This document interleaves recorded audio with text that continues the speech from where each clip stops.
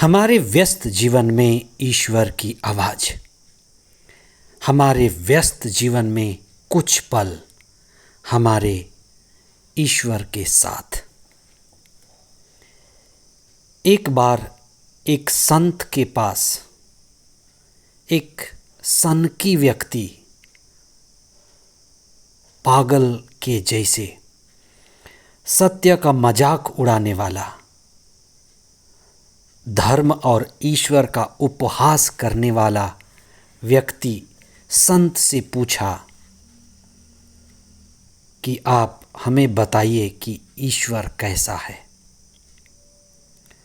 संत उस मजाक करने वाले व्यक्ति के पास खड़े रहे। वे कुछ नहीं बोले, बस हल्के मुस्कुराते रहे। संत ने कोई जवाब नहीं दिया। आज के सुसमाचार में कुत्ते और सूअर जैसे पशुओं की बात कही गई है। कुत्ते और सूअर धर्मशास्त्र में ऐसी श्रेणी में आते हैं जहां ईसा शिक्षा देते हैं कि आप पवित्र वस्तु को कुत्तों को न दें और मोती को सूअर के सामने न फेंकें। ये तुलना की गई है।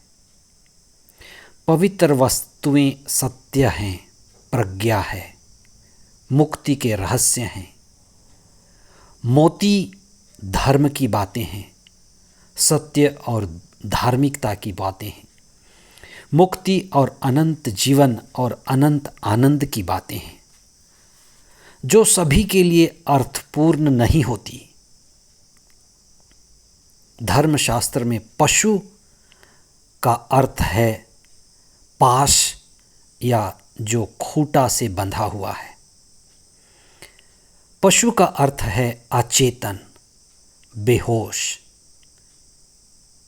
जिसमें चेतना नहीं है, बेहोशी है, पर अत्यधिक ताकत है, बल है, शारीरिक ताकत है, बल है। इसलिए वह वासना, तृष्णा और कामना से भरा है और वह हिंसक हो सकता है। इसलिए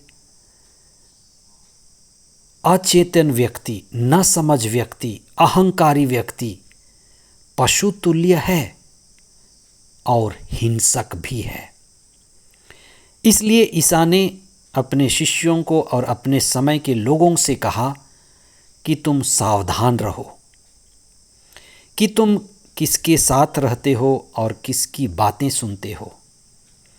हम जिन लोगों के साथ रहते हैं वैसे ही हो जाते हैं। अगर हम संतों के साथ रहेंगे, महात्माओं के साथ रहेंगे, नबियों की बातें सुनेंगे, तो हम आध्यात्मिक होंगे, सत्य और धर्म की गहराई को समझ पाएंगे। लेकिन कुछ लोग अत्यधिक तार्किक हैं। तार्किक होना गलत नहीं है, लेकिन अचेतन हैं, मूर्ख, नादान हैं और धर्म और सत्य की बातों का मजाक उड़ाते हैं। धर्म की बातों पर उनका विश्वास नहीं है। सत्य की बातें उनके लिए मूल्यवान नहीं है। ईसा कहते हैं, ऐसे लोगों से दूरी बनाओ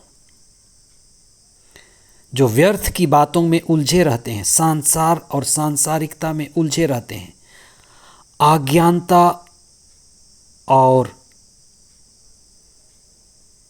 बेहोशी में जीवन जीते हैं। ऐसे लोगों की संगति से दूर रहो। इसलिए या तो हम सत्य से प्रभावित हैं या असत्य, संसार और अज्ञानता से प्रभावित हैं। जब हम पवित्र आत्मा से प्रभावित हैं, ईश्वर से प्रभावित हैं, ईसा की शिक्षा से प्रभावित हैं, तो हम पवित्र आत्मा से प्रभावित हैं और तब हम स्वर्ग राज के साक्षी हैं, दुनिया को प्रभावित करते हैं। संतों का स्वभाव, नबियों का स्वभाव, महात्माओं का स्वभाव, ऋषि मुनियों का स्वभाव स्वर्ग का स्वभाव है और वे सत्य की बातें, मुक्ति की बातें, धार्मिकता की बातें, ज्ञान की बातें, प्रज्ञा की बातें, मुक्ति की बातें हमारे जीवन में और हृदय में लाते हैं। उनकी संगति हमें मुक्त करती है, आज़ाद करती है। इसलिए हम इस बात पर ध्यान दें कि हम किसकी संगति में हैं। हम जिनकी संगति में होंगे, हमारा जीवन, हमारा स्वभाव, हमारा व्यक्तित्व भी वैसा ही होगा। इसलिए आज आप चिंतन करें कि आप प्रभु की संगति में रहें, उन लोगों की संगति में रहें जो ईश्वर के नज़दीक हैं, धार्मिकता और सत्य के मार्ग पर चलते हैं।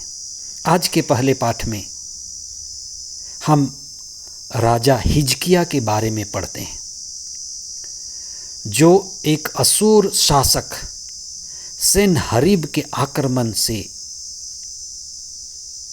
उनके आक्रमण के संदेश से डरा, घबराया, लेकिन वह प्रभु की शरण गया। वह प्रभु के मंदिर गया और प्रार्थना करने लगा। प्रभु का वचन कहता है कि वह सेनहरीब असूर शासक हिजकिया के राज्य को आक्रमण नहीं किया। ईश्वर हमारी रक्षा करता है। ईश्वर की शरण में होना हमारे लिए सबसे बड़ी शरणागत है। इसलिए हम सत्य, धर्म, धार्मिकता और मुक्ति के मार्ग में बढ़ें। सांसारिकता, पशुता, बेहोशी, अहंकारी से बचें।